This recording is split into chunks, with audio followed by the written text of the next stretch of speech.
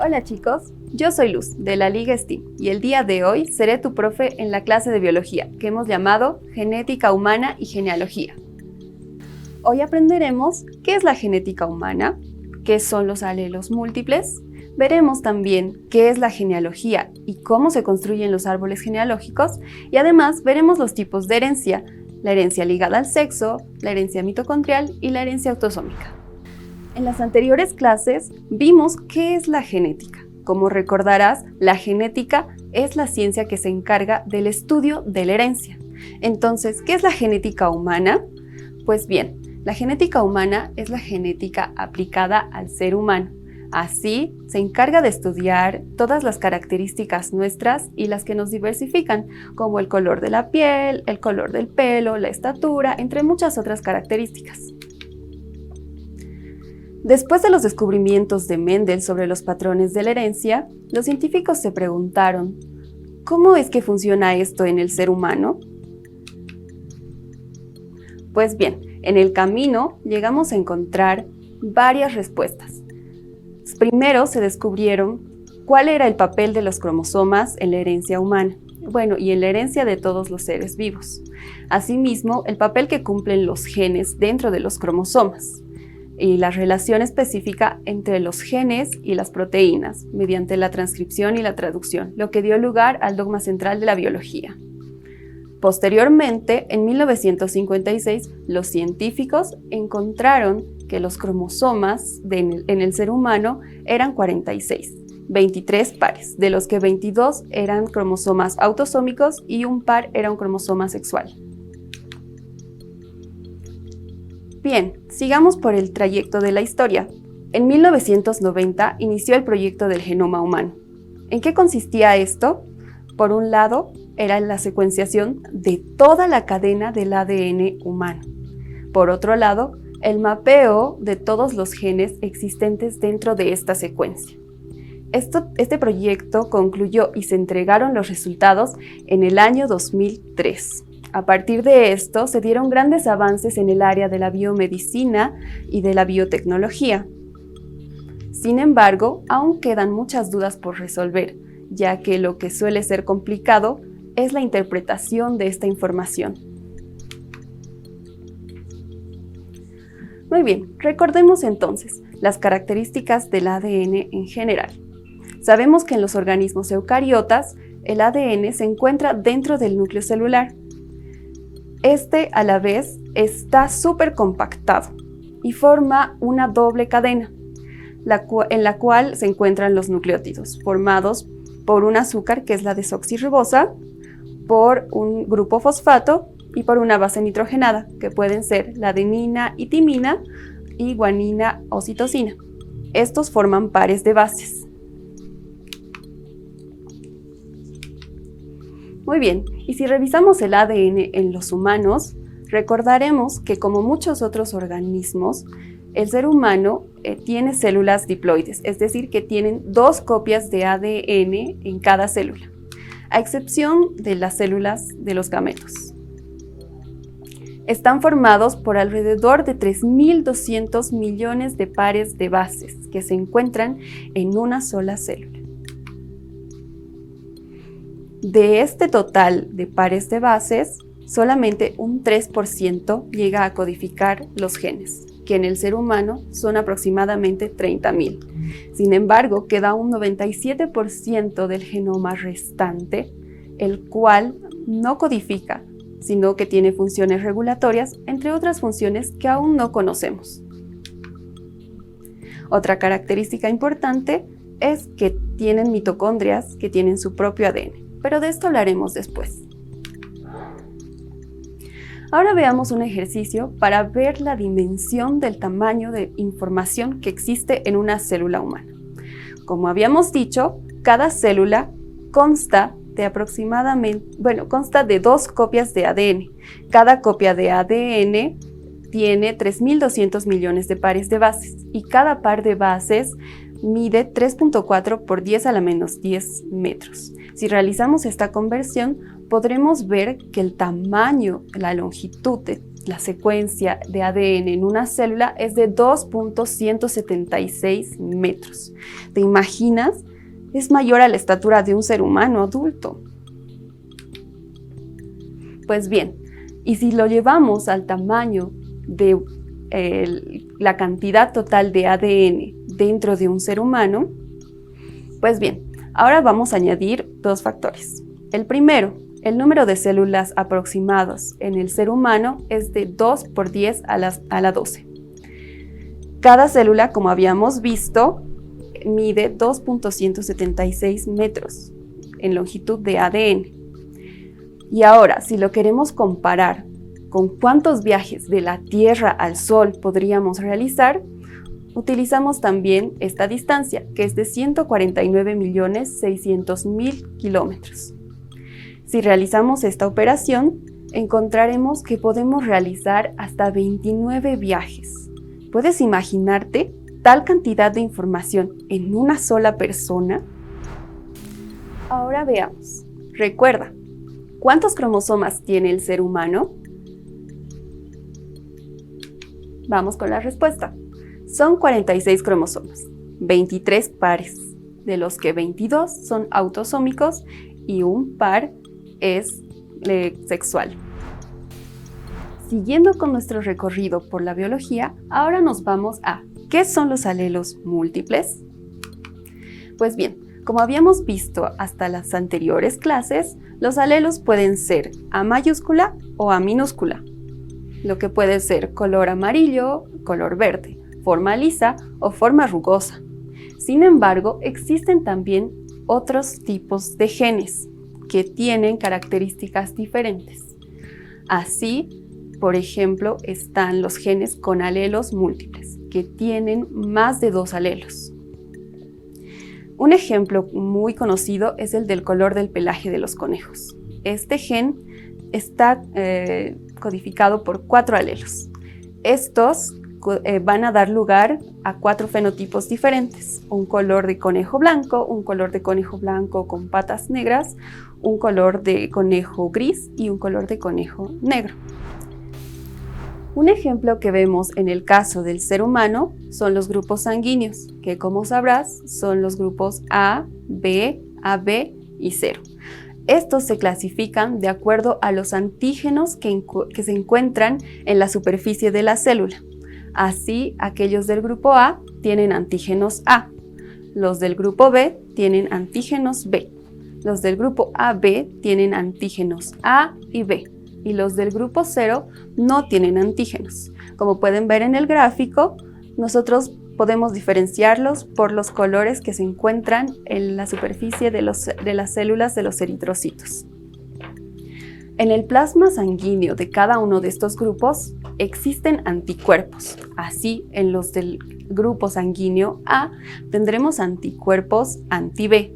Es decir, que si quisiéramos realizar una transfusión de sangre del grupo sanguíneo B al grupo sanguíneo A, no podríamos, ya que el cuerpo de A lo rechazaría. Lo mismo sucede con el grupo sanguíneo B, que produce anticuerpos anti-A. Entonces, aquí sucedería lo mismo. Si quisiéramos transferir sangre del tipo A un organismo de tipo B, este lo rechazaría. Si vemos en el grupo AB, veremos que como tiene ambos antígenos, no genera anticuerpos, de manera que este se puede considerar como un donante, un receptor universal. Es decir, que puede recibir cualquier tipo de sangre y no la rechazaría. En cambio, con el tipo 0 ocurriría todo lo contrario, ya que tiene anticuerpos anti-A y anti-B. Esto hace que este tipo de sangre no pueda recibir otros tipos de sangre. Lo que sí es que se conoce al tipo 0 como donante universal, ya que no tiene anticuerpos. Y ahora, ¿por qué decimos que esto es un alelo múltiple? Pues para este gen que produce los antígenos, existen 3 alelos. Está el alelo IA, el alelo IB y el alelo I minúscula. Los alelos IA e IB se comportan como codominantes entre sí, pero se comportan como dominantes frente al alelo I minúscula. Así, si combinamos todos estos genotipos, podemos encontrar entre homocigotos y heterocigotos que los únicos fenotipos que podemos expresar serán A, B, AB y 0, donde 0 es el producto del homocigoto recesivo. Ahora veamos el siguiente cuadro de Punnett. Este nos permitiría definir el grupo sanguíneo del hijo si es que sabemos el grupo sanguíneo del padre que se encuentra arriba o de la madre que se encuentra a un lado. Así, si es que tuviéramos una madre de tipo AB y un padre de tipo 0, el hijo tendría que tener sangre tipo A o B. Ahora veamos un ejemplo. Si tenemos una madre con tipo de sangre 0 y un padre con tipo de sangre A, los posibles genotipos son para la madre sí o sí el homocigoto recesivo, I más I. En cambio, el padre podría tener dos opciones. Una que sea el homocigoto dominante, IA, IA, y otra que sea el heterocigoto dominante, IA más I minúscula. Si combinamos estos posibles genotipos, encontraremos en el siguiente cuadro los siguientes resultados, donde un 75% del genotipo podría ser IA mayúscula más la I minúscula, que expresaría un fenotipo de grupo sanguíneo tipo A, mientras que un 25% podría tener el genotipo recesivo de I más I minúscula, lo que nos da un fenotipo tipo 0. Ahora vamos con una pregunta.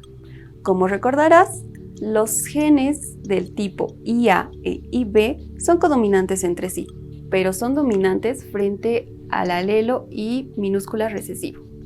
Entonces, ¿cómo podría ser un hijo de padre y madre, ambos del tipo sangre AB?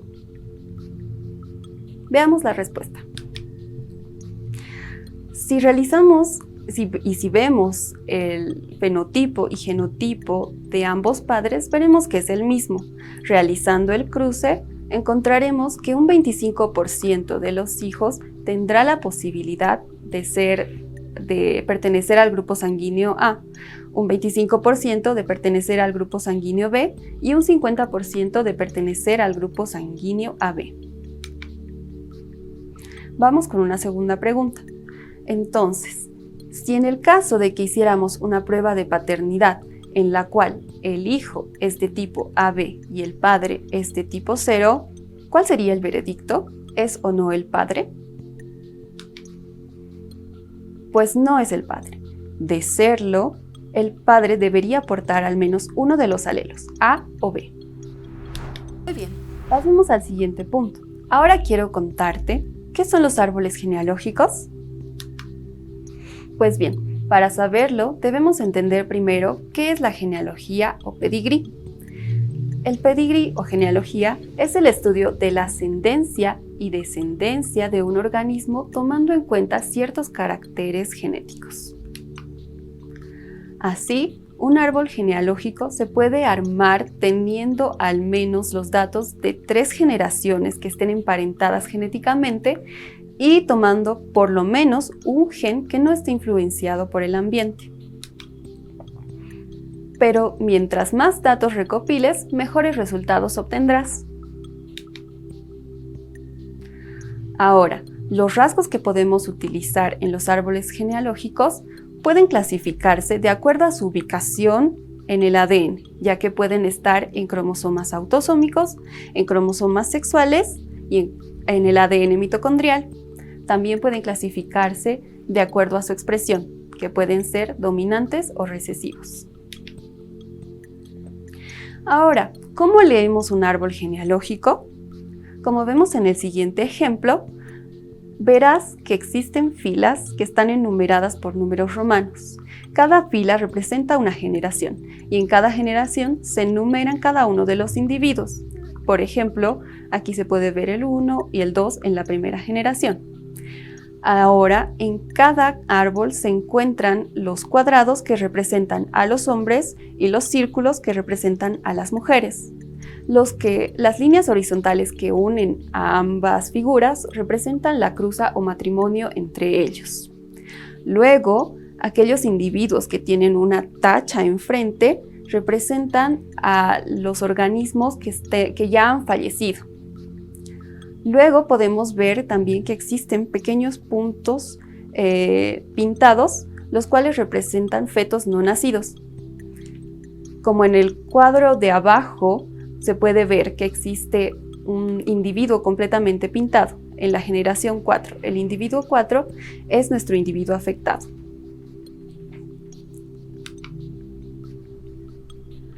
Además, podemos notar también la presencia de algunas características como son la doble línea entre padre y madre,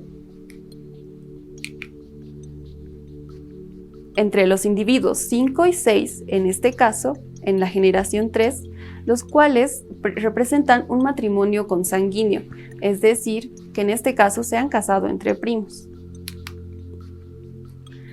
Además, podemos también identificar aquellos puntos que salen de un mismo punto, que representarían a los mellizos monocigóticos y disigóticos. Ahora veamos un ejemplo.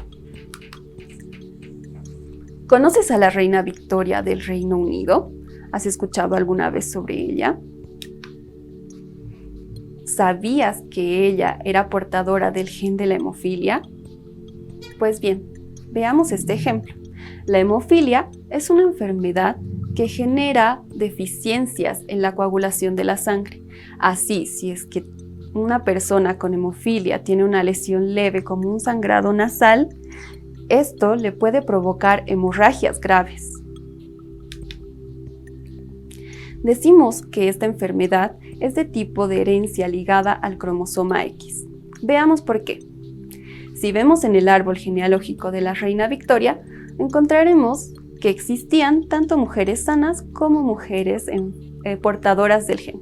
Las portadoras del gen son aquellas que tienen los círculos pintados a medias. Los cuadrados eran los hombres, ¿lo recuerdas? Entonces, los hombres de la familia también existían entre individuos sanos e individuos enfermos. Los individuos enfermos están representados completamente por los cuadrados que están pintados.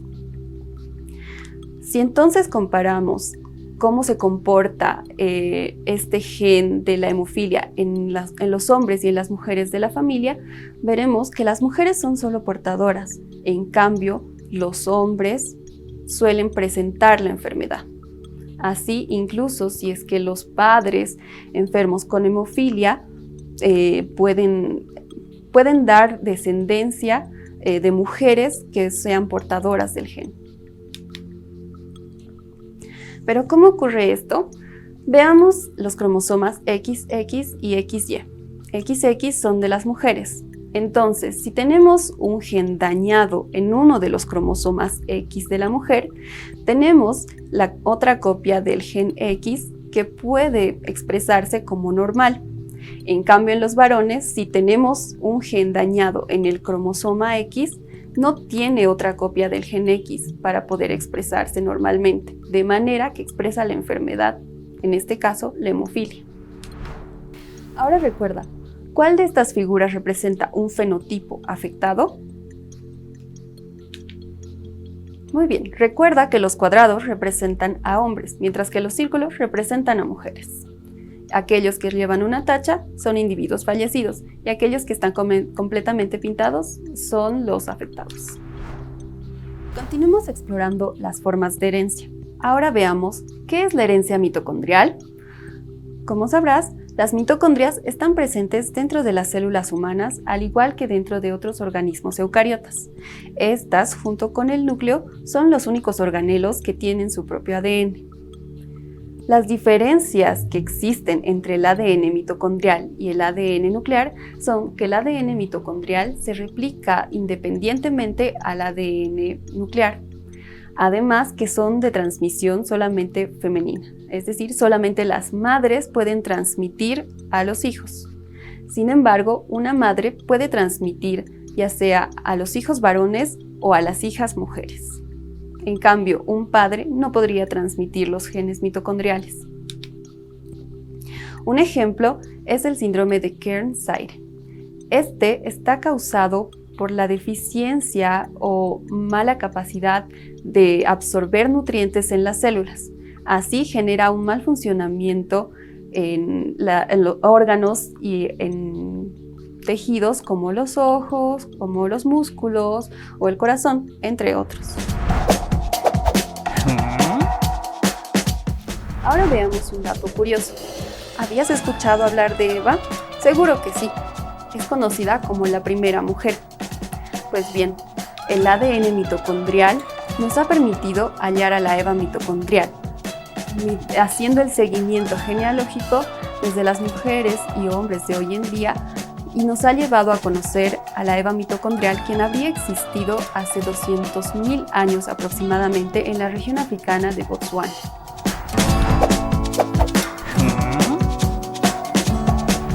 Antes de terminar, veamos un último ejemplo de cómo se heredan los genes. En este caso, veremos el ejemplo del albinismo. El albinismo es un trastorno genético que genera la disminución o la pérdida total de la pigmentación en la piel, en el cabello o en los ojos. Así, aunque seas de raza negra, si tienes albinismo, serás blanco de piel, de cabello y tus ojos tendrán un aspecto rojizo. Este se presenta tanto en animales como en seres humanos. ¿Sabes qué tipo de herencia es esta? Si comparamos el árbol genealógico con los anteriores que ya habíamos visto, encontrarás que es diferente. Como puedes ver, se pueden presentar individuos enfermos, tanto mujeres, los círculos pintados de negro, como varones, los cuadrados pintados de negro. Y a la vez, los portadores también pueden ser varones y mujeres. A esto llamamos herencia autosómica recesiva. Esto se debe a que se encuentra en los cromosomas autosómicos y no en los cromosomas sexuales. Entonces, ¿a quién afecta más la herencia autosómica? ¿Machos, hembras o machos y hembras por igual? Veamos la respuesta. Afecta por igual a machos y hembras. Ahora que ya vimos todos los conceptos importantes sobre este tema, vamos a repasar un poco. ¿Qué es la genealogía o pedigrí? Recuerda, es el estudio de la ascendencia y descendencia de un individuo que está basado en ciertos caracteres genealógicos y genéticos. Ahora, ¿qué es el genotipo y el fenotipo? El genotipo es la información genética que se encuentra en el ADN, mientras que el fenotipo es su expresión física, la cual puede estar influenciada por el ambiente. Si recordamos qué son los heterocigotos y homocigotos, pues los homocigotos serán aquellos que tienen el mismo alelo presente para un gen, mientras que los heterocigotos serán aquellos que tienen alelos diferentes, donde un alelo dominante es aquel que se expresa sobre otros alelos y un alelo recesivo será aquel que se expresa solamente en ausencia del alelo dominante. Los rasgos autosómicos son aquellos que están codificados dentro de cromosomas autosómicos. Aquellos que están dentro de los cromosomas sexuales se denominan rasgos ligados al sexo. Bueno chicos, hemos llegado al final de la clase. Recuerda que los temas que hemos aprendido hoy son la genética humana, qué son los alelos múltiples, qué es un árbol genealógico y cómo se construye y cuáles son los tipos de herencia.